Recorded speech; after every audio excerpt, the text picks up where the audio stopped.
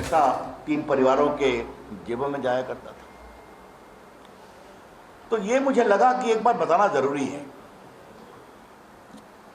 अब आजकल वो सवाल करते हैं यूनिफॉर्म सिविल कोड पर। एक मैं कांग्रेस के नेता का कहीं पढ़ रहा था, कब लाओगे, खाली चुनाव के समय बोल देते हो। तो भाई ये कब लाओ का जवाब हमें देना है क्या? हम करते हैं ना, कर देंगे, हमें कोई शर्मिंदगी नहीं है। जनसंघ के समय से रंजना बेन को याद होगा, यूनिफॉर्म सिविल कोड हमारा कमिटमेंट है मैनिफेस्टो का। संविधान में तो है ही आर्टिकल 44 में। लेकिन बड़ौदा अपने विचारधारा का एक बड़ा केंद्र है, तो हम सभी जानते हैं कि यूनिफॉर्म सिविल कोड हमारे विचारधारा का एक बहुत बड़ा अधिष्ठान है। It is a commitment of our ideology, और हम करेंगे।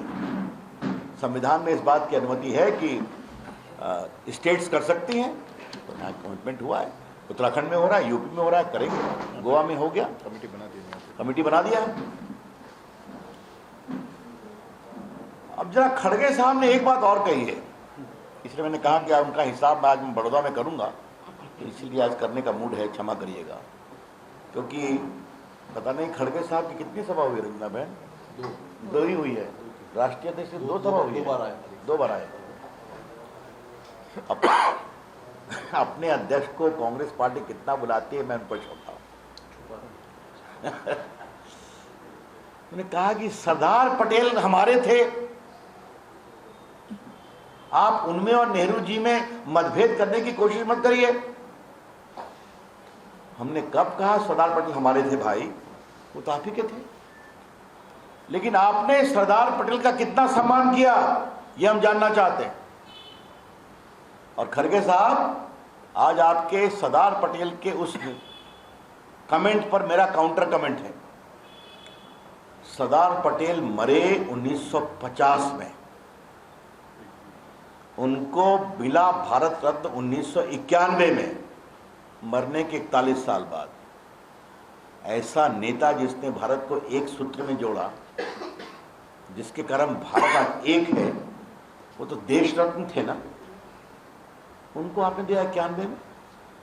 और याद करिए खड़गे साहब, 556 रियासतें थीं, जिसमें बहुत सी गुजरात की रियासतें थीं। उन सभी रियासतों का सम्मान जिन्होंने भारत के संविधान के अंतर्गत भारत में विलय किया, 555 रियासतों को सरदार पटेल हैंडल कर रहे थे, वहां कोई समस्या नहीं हुई। एक को नेहरू जी हैंडल कर रहे थे, किसको? कश्मीर को। वहां 2019 में आर्टिकल 370 समाप्त हुआ। तो थोड़ा खड़गे साहब होमवर्क करिए ना, आप नहीं करते हैं। हाँ, लेकिन फिर आता हूं सवाल पर, क्यों 91 में 41 साल बाद मिला? कौन थे प्रधानमंत्री 91 में भारत के? नरसिंह राव। और अगर परिवार के प्रधानमंत्री होते 91 में, तो यह काम भी अटल बिहारी वाजपेयी को ही करना पड़ता, जो उन्होंने 98 में जेपी को दिया, बाकी को दिया। हाँ? बीच में नेहरू जी को मिला, इंदिरा जी को मिला, राजीव गांधी को मिला, बीबी गिरी को मिला, जाकिर हुसैन को मिला, ठीक मिला। सरदार पटेल को क्यों नहीं मिला? यह सवाल हम क्यों नहीं पूछेंगे सरदार की इस पुण्य भूमि गुजरात में? और सुनिए आप, मौलाना आजाद इतने बड़े नेता थे आजादी के, उनको कब मिला? वो मरे 1959 में, उनको मिला 1992 में, क्योंकि ये दोनों नेहरू जी के आलोचक थे। तो खड़गे साहब, ये आपका लोकतंत्र है, हम सबों का सम्मान करते हैं और करेंगे। इसीलिए इतनी बड़ी प्रतिमा लगी है केवड़िया में, आज तक कोई कांग्रेस के नेता गए हैं वहां नमस्ते करने, प्रणाम करने? बाय द वे, बड़ौदा के पत्रकार मित्रों से एक और सवाल मुझे पूछना है, राहुल गांधी कहाँ हैं? गुजरात से इतनी बेरुखी क्यों हो गई भाई उनको? पिछली बार तो 17 में मुझे याद है बहुत घूम रहे थे यहाँ पर, कभी इस मंदिर में, कभी उस मंदिर में, कभी इस मस्जिद में, एक दिन के लिए आए थे। अब वो भारत जोड़ो यात्रा पर हैं, अब ये उनका विषय, मैं कुछ नहीं बोलना है। अच्छा होता पहले अपनी पार्टी को जोड़ लेते ना। राजस्थान में जो मुख्यमंत्री हैं अशोक गहलोत, गुजरात के प्रभारी हैं, वो अपने पूर्व उप मुख्यमंत्री को क्या कह रहे हैं, गद्दार। तो मध्य प्रदेश के बाद आप वहां घुसने वाले हैं तो पहले अपनी पार्टी को जोड़ लीजिए। लेकिन राहुल गांधी गुजरात के लेकर गंभीर क्यों नहीं है? क्योंकि जानते हैं कि यह नतीजा कुछ नहीं आने वाला है, इसलिए एक हार का ठीकरा क्यों पढ़ा जाए। तो राहुल गांधी, क्या गुजरात को आप इतना ही गंभीर लेते हैं? कांग्रेस पार्टी इस चुनाव में अपने को हारा हुआ डिक्लेयर कर चुकी है बुरी तरह से। यही कारण है कि मैंने सवाल पूछा तो मेयर साहब ने कहा 2 बार खड़गे साहब को बुलाया गया है।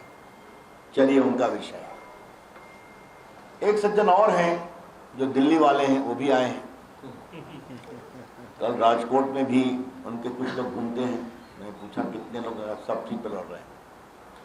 यहाँ पूछा विजय भाई से तो कितने सीट पर लड़ रहे हैं? यहाँ पर वो, यहाँ पर दिल्ली वाले साहब कितने सीट पर लड़ रहे हैं? सभी सीट पर। हिंदुस्तान की राजनीति में पत्रकार मित्रों आजकल एक नया शब्द है, फ्री स्टाइल लीडर।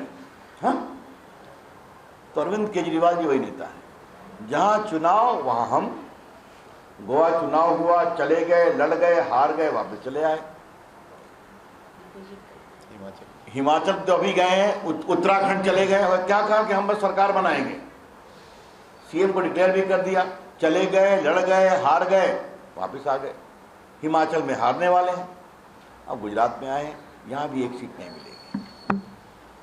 गुजरात की जनता